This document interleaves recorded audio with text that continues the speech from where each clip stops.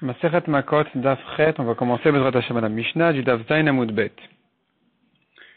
Nishmat habarzel mikato veharag.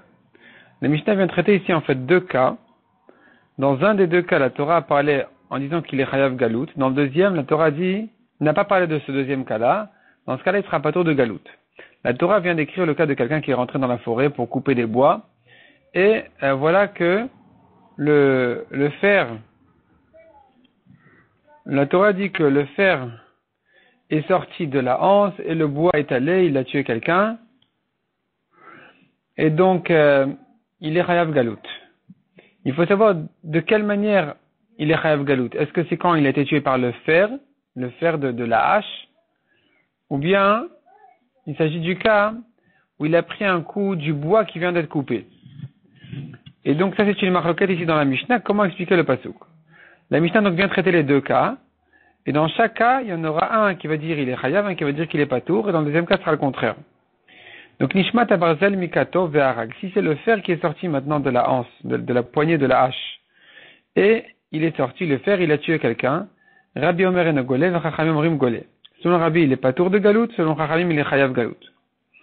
Mina etz amitbakea, si c'est le bois qui vient d'être coupé, qui est parti, qui a tué quelqu'un, Rabbi Omer golé, ici Rabbi dit qu'il est chayav galout, v'chachamim orim en golé, selon Chachamim, il est patour. Tanya, amarlem Rabbi le Chachamim. Rabbi demande au Chachamim, comment vous traduisez le pasuk? Comment vous comprenez le pasuk? Mechin emar venachal habarzel meetzo. Est-ce que la Torah dit le fer est sorti de son bois pour comprendre que le bois c'est la poignée de la hache? Valolone emar elamina etz, c'est écrit du bois. Du bois, c'est l'arbre. C'est pas le bois de la hache. Donc c'est pas écrit meetzo de son bois, c'est écrit mina etz du bois. Ve'od et encore. Neemar es lemata ve'neemar es lemala. On pourrait faire une gzera shava. Il est écrit ici le bois, il est écrit en haut le bois. Ma et amur lemala mina et midbakea. De même que le bois qui est écrit en haut dans le pasuk, il s'agit du bois qui est coupé, parce que la Torah elle parle de quelqu'un qui est venu couper un arbre. Et donc, elle parle de l'arbre ici, c'est le bois qui est coupé. De la même manière en bas aussi. Quand la Torah a parlé du bois qui est sorti, c'est le bois qui est coupé. Donc, Kafet Samour Alemata, Minat Midbakea, en bas aussi, quand la Torah a parlé de ce bois-là qui est sorti, c'est le bois qui a été coupé.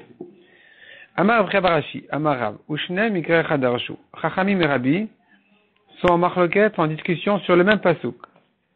Quand la Torah te dit Venachal Abarzai Minaetz, le fer est sorti du bois. Donc, soit tu traduis le fer, il est lui-même sorti du bois, donc c'est de son bois. Soit tu dis Venachal, ça veut pas dire qu'il est sorti le fer du bois, il est tombé du bois, mais ça veut dire il a fait tomber le bois. Donc, Rabbi Savar Yeshem le Masoret. Rabbi dit, on regarde pas la lecture du pasuk, on regarde l'écriture du pasuk. Venishel Ktiv, tu peux lire dans le pasuk au lieu de Venachal, Venishel. Venishel, ça veut dire il a fait tomber le bois. C'est pas le fer lui-même qui est tombé, c'est le fer qui a fait tomber le bois. Mais Rabbanan, c'est vrai, mais les Chachamim y pensent. Yesh em le mikra, l'essentiel c'est la lecture du pasuk, c'est pas l'écriture. Donc on regarde pas les lettres et on change la lecture, on maintient la lecture qui est l'essentiel. Et donc Venachal Karinan, ça se lit bien Venachal à Barzel, donc c'est le fer lui-même qui est tombé de son propre bois, du bois, donc de la anse de la hache. Et donc c'est ça ce que la Torah, c'est ça le cas de la Torah. Verabi. Yesh em le masoret virale. Demande à Gemara, bon, est-ce que Rabbi pense que on va selon les lettres du pasuk plutôt que selon l'écriture?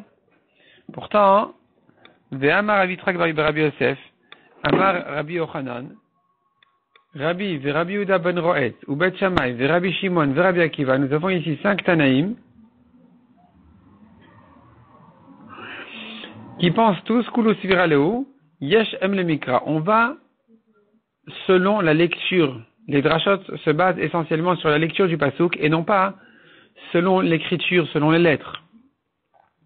Donc, comment tu peux m'expliquer que selon Rabbi, on regarde les lettres et on lit le pasuk autrement, au lieu de Venachal, on dit Venishel ou Venishal, Non, il faut dire venachal, qui veut dire c'est le fer lui-même qui est sorti, qui est tombé.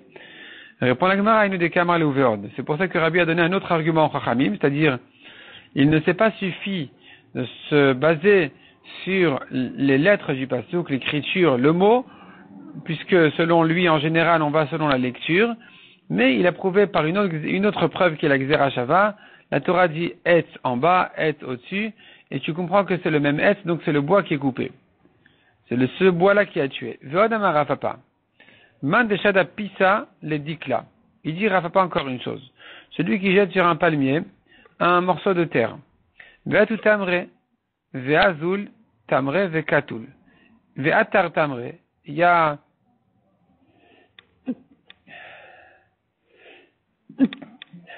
les dattes sont tombées et elles ont tué. Donc, ve'atar tamre, ça veut dire les dattes sont tombées. Ve'azul tamre, vekatul, ils ont tué quelqu'un. Banou les machloket de Rabbi Rabanan. C'est une machloket. On est arrivé ici les machloket de Rabbi Rabanan. Est-ce que il est chayav galout ou pas? Parce que ici, c'est comme le bois. Ça ressemble au cas où le bois qui a été coupé, il a tué. Ou selon Rabbi, il est chayav, Chachamim, il est patour. La Gemara dit Pshita, c'est évident que ça ressemble justement au cas de la machloket. Répond la Gemara Maud et Tema, tu aurais pu distinguer en disant que Koar Kochodami. Ici, les dates, c'est la force de sa force. C'est pas sa force directement qui a tué. C'est sa force qui a fait tomber les dates qui, elles, ont tué. Et donc, j'aurais pu croire que selon Chachamim, selon Rabbi aussi, il est patour. Kamash Malan, on vient te dire que non. Que selon Rabbi, ça ressemble au cas du bois. Tosfot explique quoi la différence entre le bois et les dates. Voyons Tosfot ici à gauche au milieu. Maoud etema kekoar kochodami. Velodami la tamid bakea. J'aurais distingué, j'aurais dit ça ressemble pas au cas du bois qui a été coupé. De atam naga, de ma shebeyado, bishat atazat haetz. Là-bas, l'homme qui a tué, il a frappé le bois. Il a frappé directement le bois, c'est son mouvement, c'est son geste qui a coupé le bois, et le bois, il est allé, il a tué quelqu'un. Donc ici encore, tu peux dire que le bois, c'est comme sa force à lui. Le bois, il a sauté à cause de lui, de l'homme. Tandis qu'ici, ça ressemble pas au cas de la hache. La hache, elle était encore dans sa main quand elle a coupé le bois. Ici, le morceau de terre n'était plus dans sa main quand il a fait tomber les dattes. Donc, Damisha, puis les Koar Kocho, j'aurais pu croire que ici c'est la force de sa force. On s'est éloigné déjà de la force de l'homme. Et Maloli Chayav, j'aurais pu croire qu'il serait pas Chayav dans ce cas-là. Kamash Melan, on va te dire qu'il est quand même Chayav. Revenons à la Gemara. La Gemara demande donc, et la Koar Kocho, les Rabbi Echim Ashkachat. Là, si c'est comme ça, là, comment tu vas trouver le cas où selon Rabbi il sera pas tour parce que c'est Koar Kocho? C'est plus sa force, c'est déjà la force de sa force. Il faudra s'éloigner d'une étape de plus. Kegon de Shada Pisa. Il a jeté un morceau de terre, ou Maria le Garma, et ça a frappé la grappe de date. Azil, Garma. Non, Garma c'est pas la grappe de date. Garma c'est encore les branches. C'est les branches du dattier. C'est l'arbre lui-même. Et donc maintenant, il n'a pas touché les dates directement. Azil, Garma ou Maria le Kvasa. C'est l'arbre maintenant qui est allé et qui a secoué, donc qui a frappé les dattes, et les dattes sont tombées, elles sont allées, elles ont tué.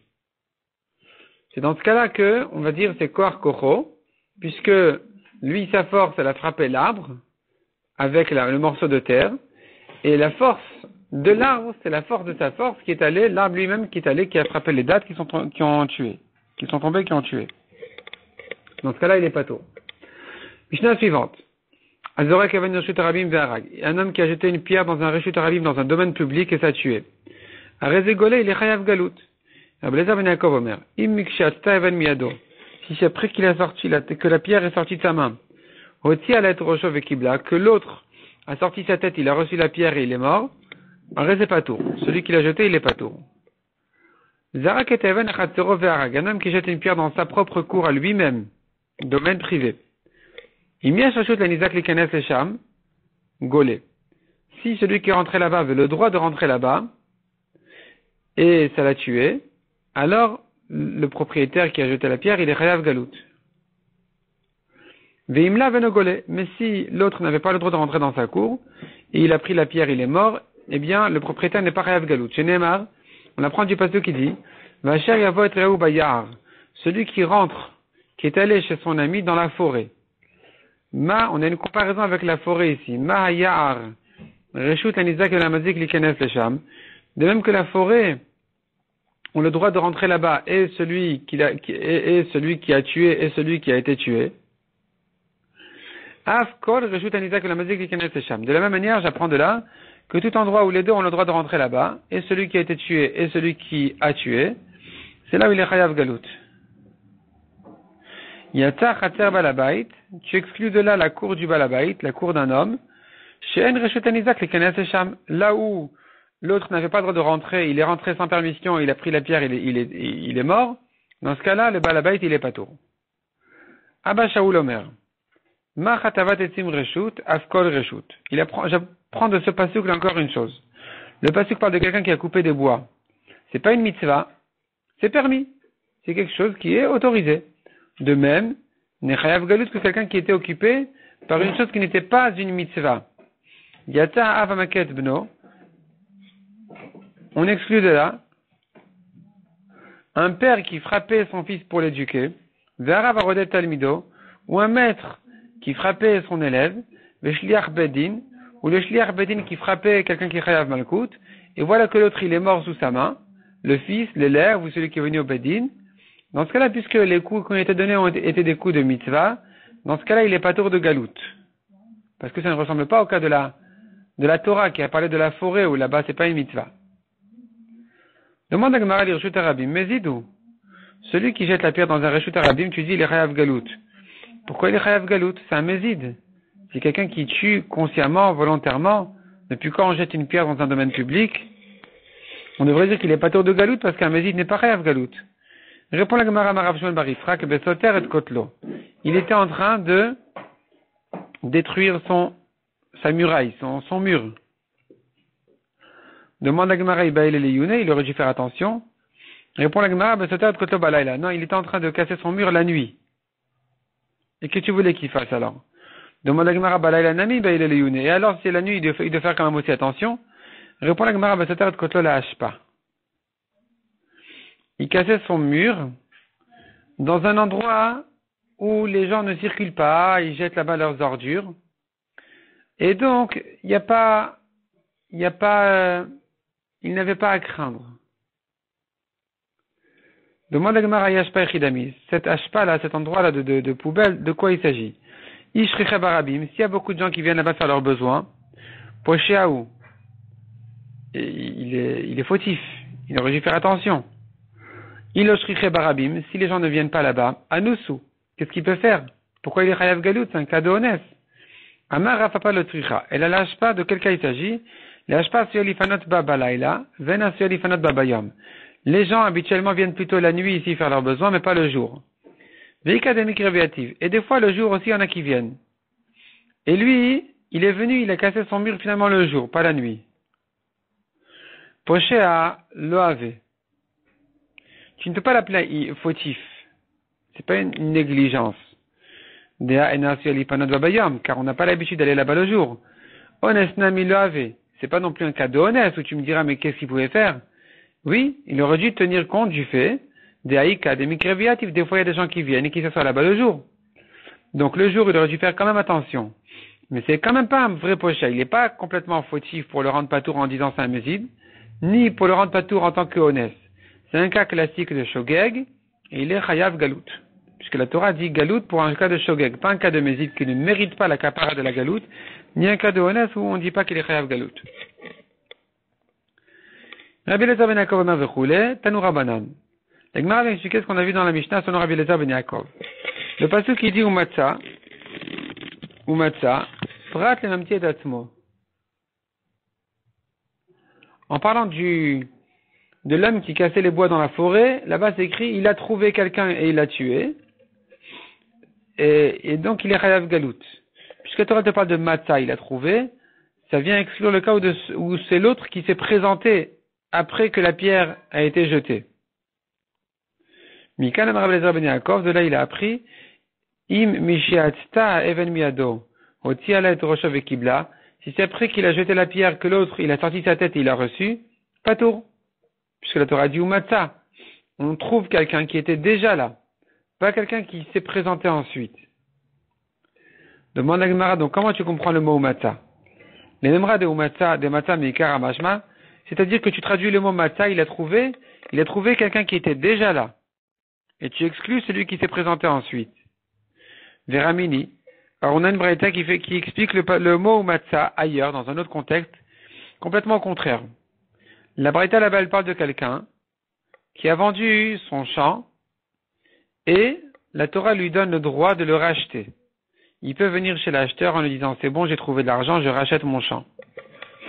La Torah donne quelques règles, quelques conditions quant à ce qu'il peut racheter son champ, mais si il est dans les conditions, il peut racheter son champ. Là-bas, la Torah dit Umatza kedegeulato. Il a trouvé de quoi racheter son champ. Et de là, on exclut, on apprend prat le matsouy. Mais pas s'il avait déjà les moyens de racheter son champ. Dans ce cas-là, on ne lui permettra pas de le racheter. De quoi il s'agit? Quel est l'exemple? Il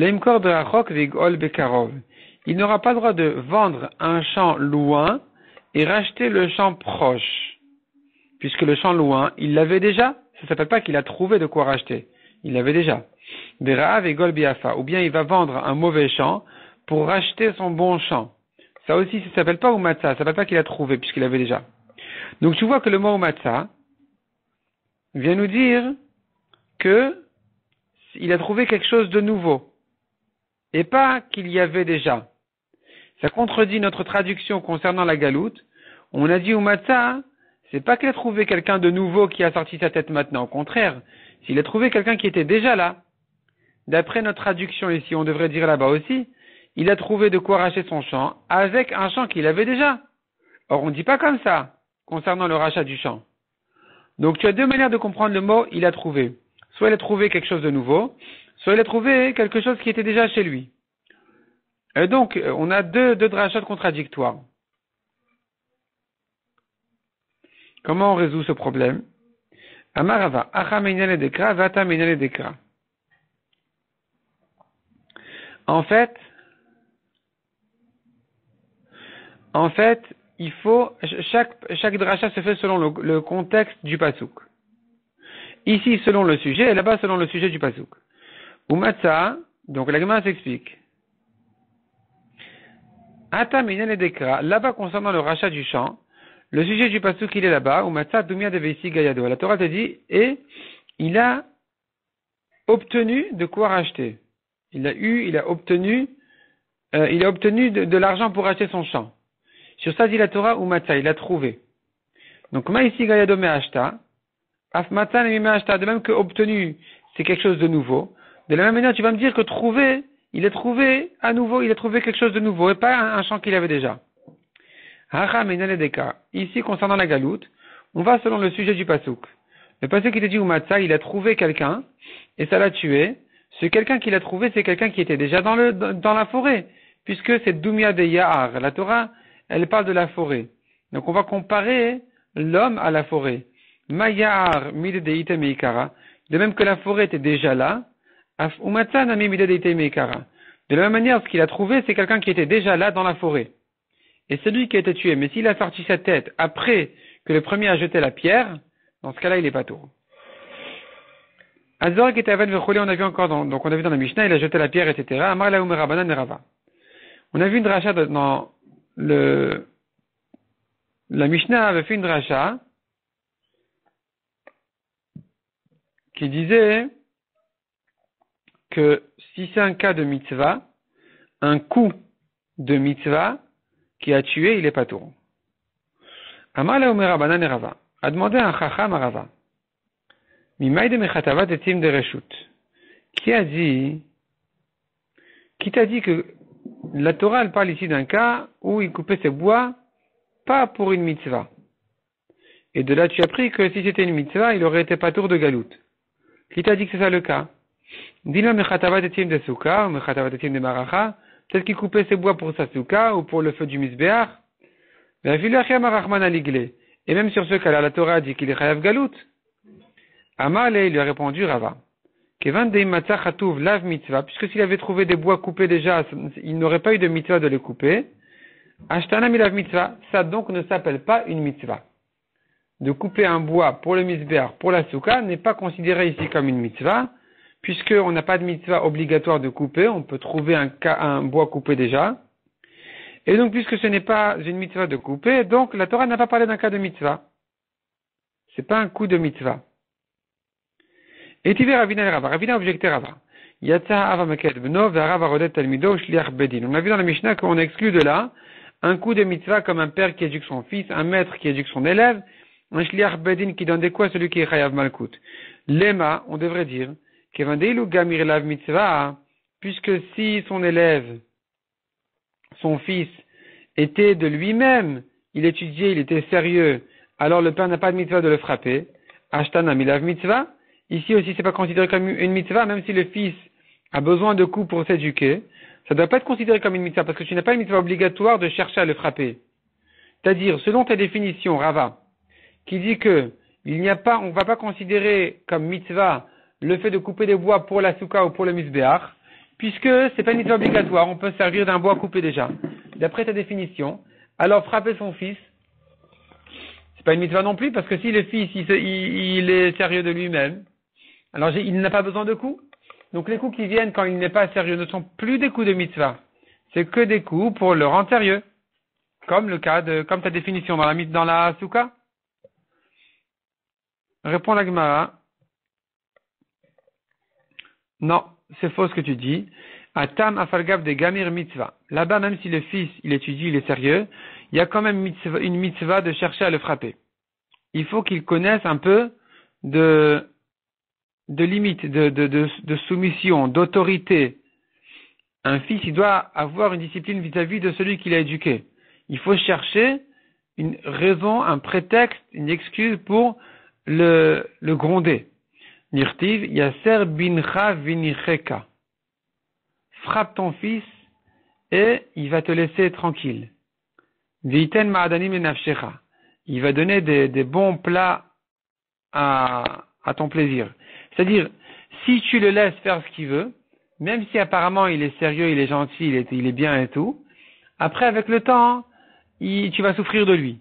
Tandis que si tu cherches à l'éduquer, alors, eh bien, il va finalement te rendre du plaisir, te rendre du nachat.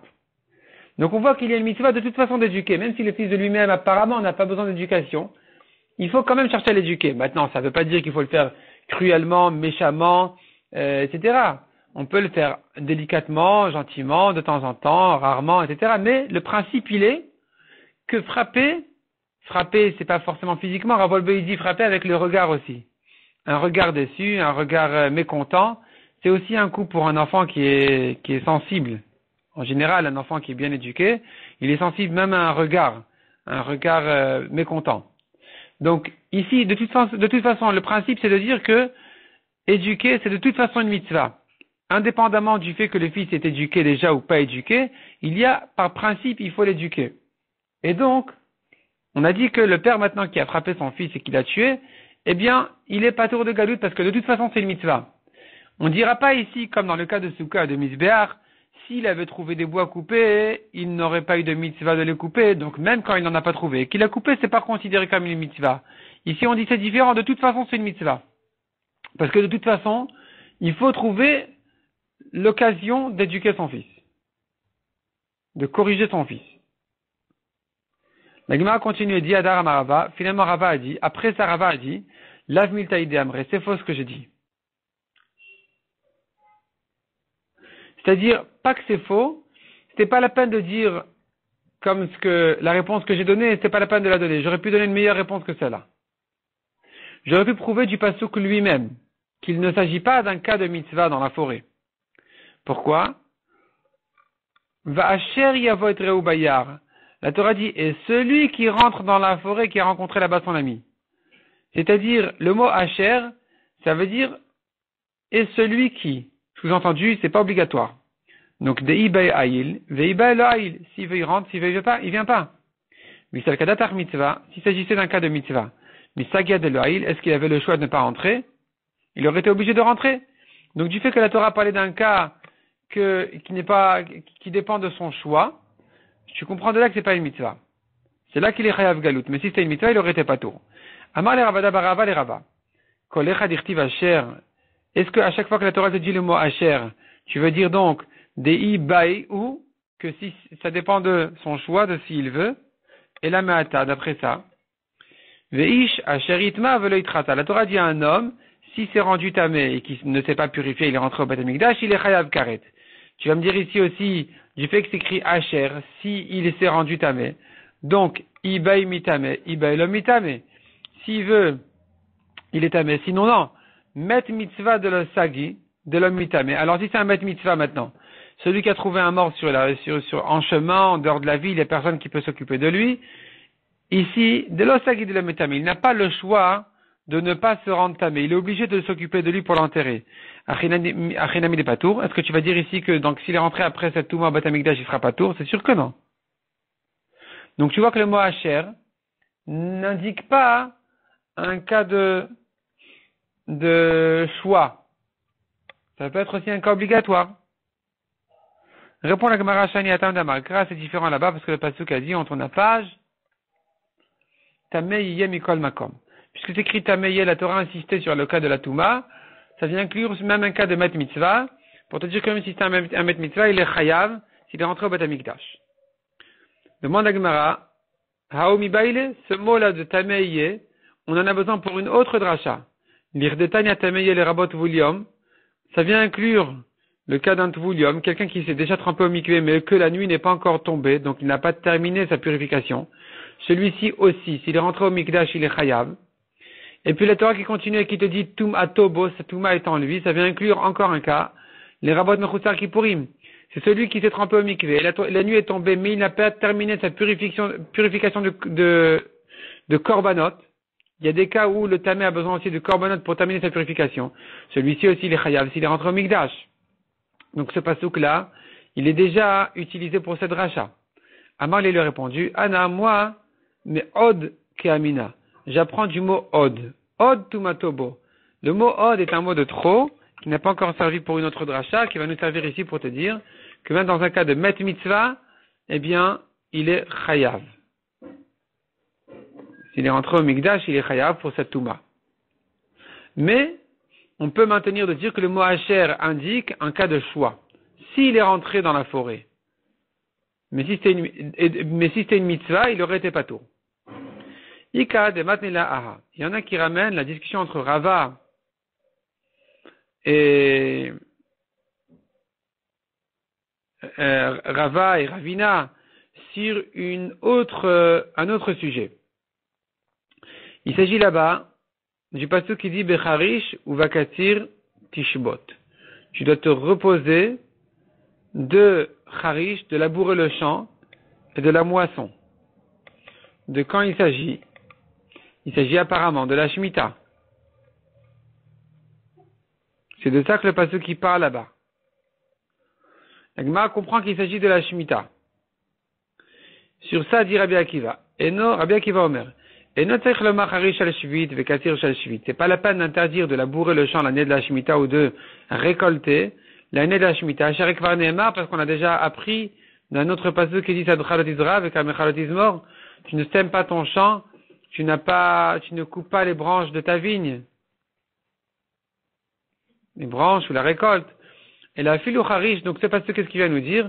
Afilou Harish, al-Erev Shvit Shenichnas Shvit. Même la récolte de la 6e année qui est rentrée dans la 7e.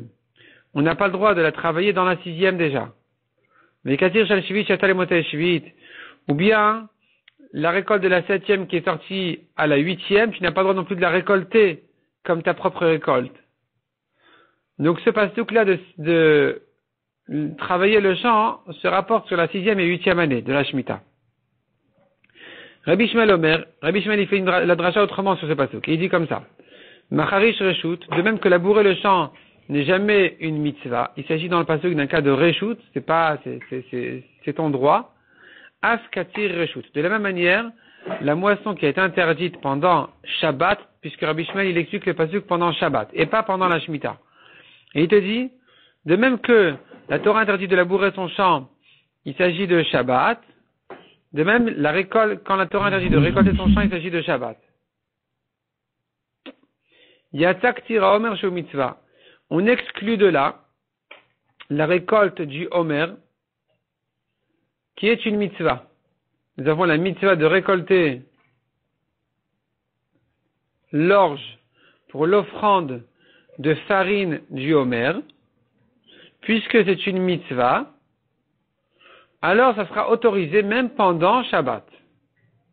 Même pendant Shabbat, si est arrivé le jour où il faut récolter l'orge du Homer, eh bien, on va faire ce travail-là en plein Shabbat. On va donc le faire en plein Shabbat.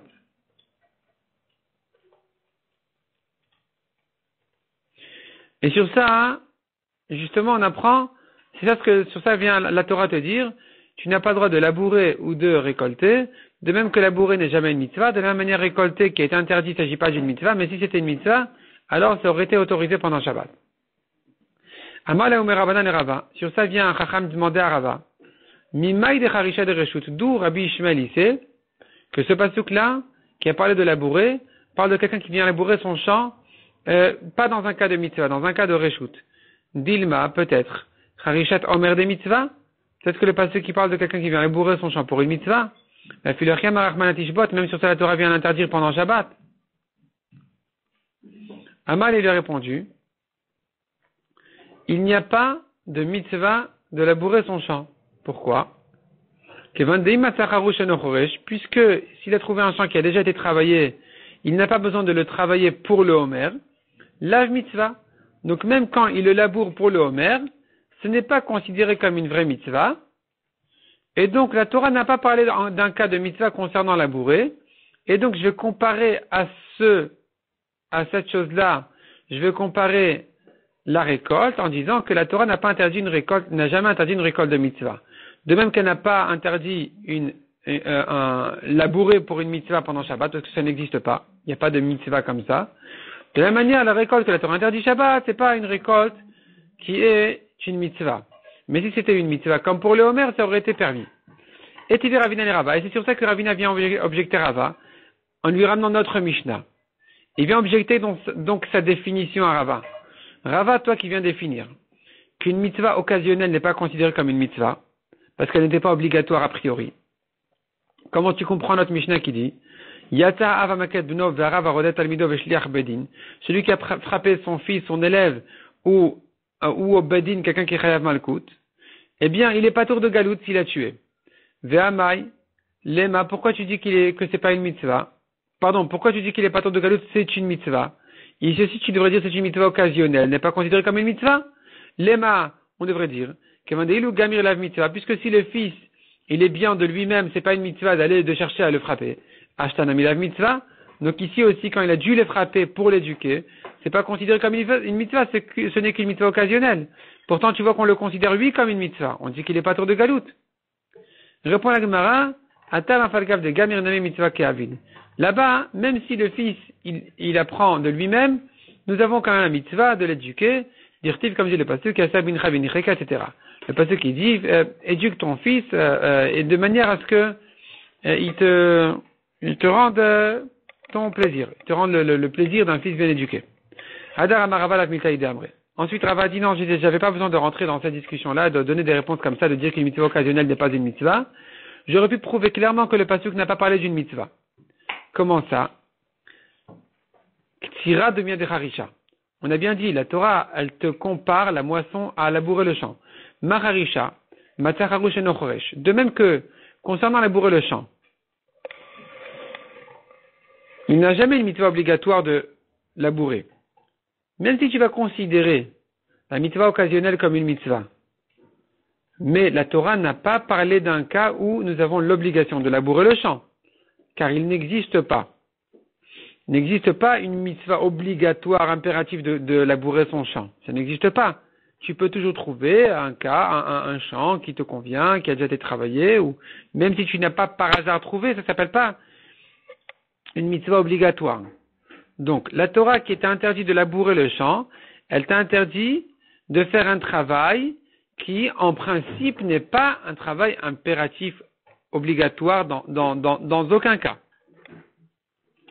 Donc, Macharisha Matzacharush no Choresh, Af Ktira Namid, de la même manière, la moisson que la Torah a interdit, ici, elle te parle de ce cas-là, justement, qui serait une espèce de moisson qui n'est pas obligatoire.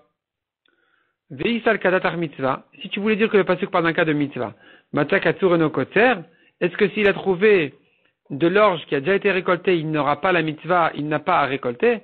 Mitzvah Liktor, il a eu la mitzvah de récolter, ou il a vu et d'amener l'orge. Donc c'est une mitzvah, donc c'est pas de ça que la Torah parlait. C'est-à-dire, la comparaison entre Harish et Katir vient m'apprendre qu'il s'agit de quelqu'un, ce que la Torah interdit pendant Shabbat, c'est que quelque chose qui n'est pas impératif, obligatoire. De même que Harish, c'est pas obligatoire, de même Katir, que la Torah interdit, c'est quelque chose qui n'est pas obligatoire. Mais si c'est quelque chose obligatoire comme pour Ktirat Omer, ceci n'a pas été interdit pendant Shabbat. Sans rentrer dans la définition de tu l'appelles mitzvah ou tu ne l'appelles pas mitzvah. Mishnah suivante. Ha'av goleh al yedei aben. Ve'aben goleh al yedei ha'av. Un père qui a tué son fils Beshogeg, il est chayav galout. Un fils qui a tué son père Beshogeg, il est chayav galout. La Mishnah dit encore, Hakol golin al yedei Israël, ve'Israël golin al yedeihen. Tous qui ont tué un juif Beshogeg sont chayav galout, et un juif qui a tué tous est chayav galout. S'il a tué Beshogeg, on verra dans la Gemara de qui il s'agit.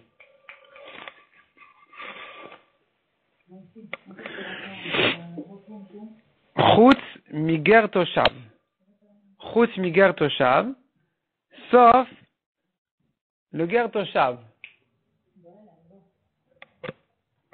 Le ger toshav, c'est un goy qui habite en Israël, qui fait pas avodah zara. Et celui-là, qui garde les mitzvot d'un goy, eh bien, n'a pas, celui qui l'a tué n'est pas chayav galout. Le ger toshav eno goleh, et la de ger toshav. Le ger toshav, lui aussi, n'est chayav galout que s'il a tué un ger toshav. Donc on verra ça dans la Gemara. La Gemara commençons par Ha'av goleh al yedei aben. Un père qui a tué son fils, il est chayav galout. Demande la Gemara, ve'amrat yatsa av amaked bno.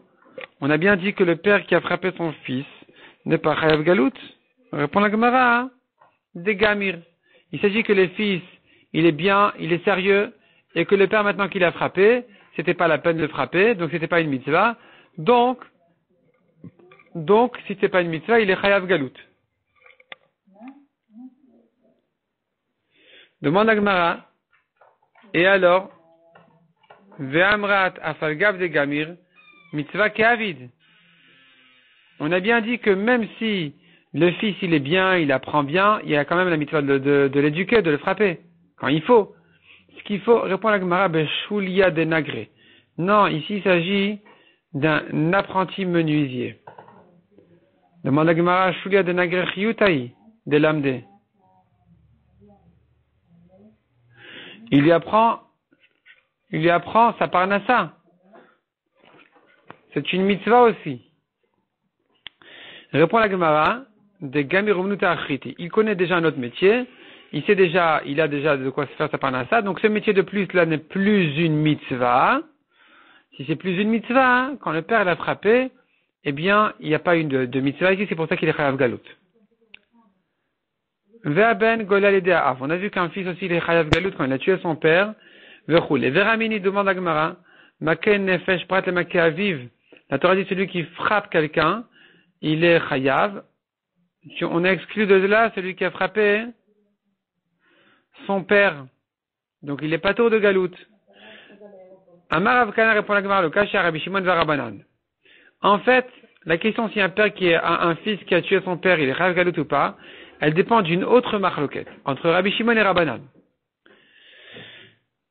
Les Rabbi Shimon Amar Chenek Rabo Misaif. La Gemara se base ici sur une donnée de base qui vient dire qu'un fils qui a frappé son père n'est pas chayav bemezid. S'il avait fait ça bemezid, il a tué son père bemezid, il n'est pas chayav de la même manière qu'un homme a tué un juif étranger.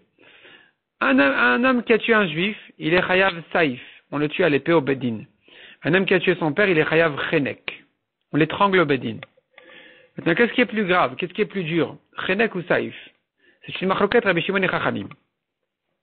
De cette marloquette va sortir notre marloquette qu'on vient de voir ici, dans la Mishnah et la Braïta. La Gemara dit comme ça. Les Rabbi Shimon d'Amar Chenek Ramo mi Saïf. C'est nous Rabbi Shimon qui dit que Chenek c'est plus dur que Saïf. Donc maintenant, le fils qui a tué son père, Bémézid, mérite une mort plus dure que s'il avait tué quelqu'un d'autre. Et donc, Beshogeg aussi, ça sera différent. Parce que la Torah n'a donné de galout que pour quelqu'un qui aurait été chayav saïf bemezid. C'est ce que dit la Gemara. Shigegat saïf nitna le kapara. Quelqu'un qui a fait une avera sur la beshogeg, sur laquelle bemezid, il aurait été tué à l'épée, saïf, qu'on appelle hereg. Lui, beshogeg, on lui a donné une kapara. Mais, shigegat chene, quelqu'un qui a fait une avera plus grave que celle-là, sur laquelle Bémézid, il aurait été chayav chenek, qui est plus dur que saïf, et là il a fait beshogeg, l'on itna le kapara, il ne mérite pas de kapara celui-ci. Donc c'est pour ça que Rabbi Shimon, un fils qui a tué son père, n'est pas chayav galout. Parce qu'il ne mérite pas de kapara. C'est une avéra plus grave. Les rabbanan d'Amré saïf ramou mi chenek, mais selon Chachamim qui disent que saïf c'est plus dur que chenek. Donc, celui qui a blessé son père, il a fait saigner son père, il est chayav chenek. Celui qui a tué un juif, il est chayav saïf, si c'est son père c'est un juif, donc il sera chayav saïf. Il sera chayav en fait chenek et saïf, tu lui donnes la mita la plus dure, c'est saïf, la plus dure des deux, puisqu'il mérite les deux, et donc il aurait été chayav saïf. Donc maintenant quand il a fait sa beshogeg, c'est un cas classique, c'est un cas habituel. Donc les rabbanan amré saïf ramou mi chenek, selon les chachamim, oreg aviv beshogeg, celui qui a tué son père beshogeg, shigegat saïfou, c'est un shogeg sur un cas de saïf. Mais shigegat saïf n'est pas les kapara. Il mérite une kapara dans ce cas-là comme n'importe qui a tué un juif. Rava Amar. Prat lo sechabura be'aviv beshogeg. Rava dit non. La braïta qui te dit que il est pas tour un fils qui a fait à son père, il s'agit pas qu'il a tué. Il s'agit qu'il a blessé. Salkadat Achamina, j'aurais pu croire qu'il est chayav galout. Kevin de Bémézid barkat laou, puisque Bémézid, quand il a blessé son père, le fils, il est chayav mita, on le tue. Il lui a fait saigner une goutte de sang, le fils est chayav mita. Alors, j'aurais pu croire que Beshogag nami l'iglé. S'il a fait saigner Beshogag, il serait chayav galout, Kamash Malan, on vient te dire qu'il n'est pas chayav galout. Hakol golin alidei Israël vechule. Tous sont chayav galout quand ils ont tué un juif. Qu'est-ce que ça veut dire? Hakol golin alidei Israël et tuyamai. Qu'est-ce qu'on vient inclure ici? Les tuyé eved vekuti, un esclave ou un kouti. Eux sont chayav galout quand ils ont tué un juif. Le kouti, c'est un peuple qui s'est converti. On les appelle les koutines. Et eux aussi sont chayav galout quand ils ont tué un juif. Tanina le'adetanu rabanan. J'ai appris ici ce qu'on a vu dans une braïta. Eved vekuti golev elokal de Israël. Un esclave ou un kouti, il est chayav galout ou il est chayav malkout pour un Israël. Quand il a tué Beshogeg ou frappé un juif. Ve Israël golev elokal de kouti ve'eved. Et le juif aussi, il est chayav galout ou malkout quand il a tué Beshogeg ou frappé un kouti ou un esclave. Galout quand il a tué, malkout quand il a frappé. La Gemara demande. Mishlam eved vekuti golal de Israël veloke. Je comprends quand l'esclave et le kouti ils sont chayav galout ou malkout quand ils ont tué ou blessé un Israël. Golé de katle, veloke de latier. Alors golé, il s'agit d'un cas chayav galout, c'est quand il a tué. Chayav malkout, c'est dans le cas où il a maudit, pas dans le cas où il a frappé, dans le cas où il a maudit. La Gemara va arriver à la fin de la sugia au cas où il a frappé. Pour l'instant, la Gemara elle pense qu'il s'agit d'un cas où il l'a maudit. Et la Israël, Golev local et des kouti, mais le Israël, tu me dis, il est chayav galout et malkout pour un kouti. Bishlama Golev des katle. Il est chayav galout quand il a tué, je comprends. Et la loke amai. Pourquoi, dans quel cas il est chayav malkout? Dans quel cas on le frappe? Des latiers quand il a maudit. Venasib amcha lotaor. La Torah qui t'interdit de maudire un juif, elle te dit, be'amcha lotaor. Dans ton peuple ne maudit pas. Be'osema c'est quelqu'un qui se comporte comme quelqu'un de ton peuple. Mais celui-ci, le kouti qui aujourd'hui fait Avodazara, tu as le droit de maudire. Pourquoi donc le juif qui l'a maudit, il est chayav malkout? Et là, Maravacha Bar Yaakov, que gonche et idbo veuzam.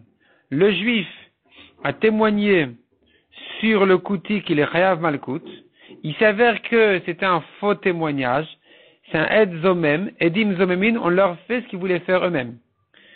Et donc, puisque lui voulait donner malkout au kouti, il prendra lui-même la malkout.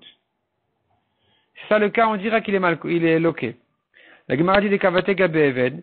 Alors, pareil concernant l'esclave, tu me diras la même chose. Chez Idbovo Uzam. Il s'agit que l'esclave a témoigné.